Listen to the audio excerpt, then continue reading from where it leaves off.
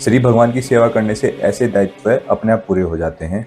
और अब आगे इस चर्चा को पूर्ण करते हुए श्री अर्जुन कुल परंपरा के विनाश के अंतिम दुष्परिणाम को बताते हैं और फिर अगले श्लोक में कहते हैं, अर्थात जो लोग कुल परंपरा को विनिष्ट कर और इस तरह अवांछित संतानों को जन्म देते हैं, उनके दुष्कर्मों से समस्त प्रकार की सामुदायिक योजनाएं तथा पारिवारिक कल्याण कार्य विनिष्ट हो जाते हैं। सनातन धर्म या वर्णाश्रम धर्म द्वारा निर्धारित मानव समाज के चारों वर्णों के लिए सामुदायिक योजनाएं तथा पारिवारिक कल्याण कार्य इसलिए नियोजित हैं कि मनुष्य चरम मोक्ष प्राप्त कर सके।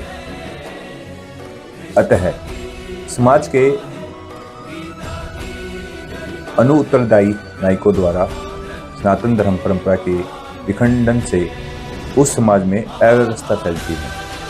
फलस्वरूप लोग जीवन के उद्देश्य विष्णु को भूल जाते हैं।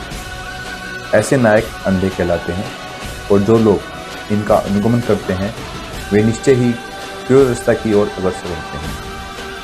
तो हमारे परिवार और कुल में व्यववर्धों का रहना स्त्रियों और आने वाली संतान दोनों के लिए बहुत ही जरूरी है। तो इस प्रसंग से, इस श्लोकों के माध्यम से श्री अर्जुन श्री कृष्ण से यह वार्तालाप कर रहे हैं कि हमें व्यववर्धों का वध नहीं करना चाहिए। अगर हम उनका वध करते हैं तो अभी जो हमें दुष्परिणाम बताए गए हैं वो बढ़ जाएंगे और उससे समाज में अव्यवस्था फैल जाएगी। अब इन्हीं श्लोकों से हमारे जीवन में भी कुछ सीखने को मिलता है।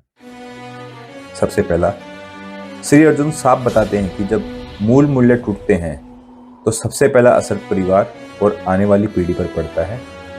मजबूत समाज की शुरुआत हमेशा मजबूत परिवार से होती है। दूसरा, वर्णाश्रम और कुल परंपराएं किसी को बांधने के लिए नहीं बल्कि आने वाली पीढ़ी को सही दिशा देने के लिए बनाई गई थी। तीसरा, अर्जुन का यह संकेत स्पष्ट है, चाहे बालक हो या स्त्रियां, बिना सही मार्गदर्शन कोई भी भटक सकता है। स्वतंत्रता और मर्यादा का संतुलन ही स्वस्थ समाज बनाता है। हमारे कर्म केवल हमें नहीं, हमारी वंश परंपरा को प्रभावित करते हैं।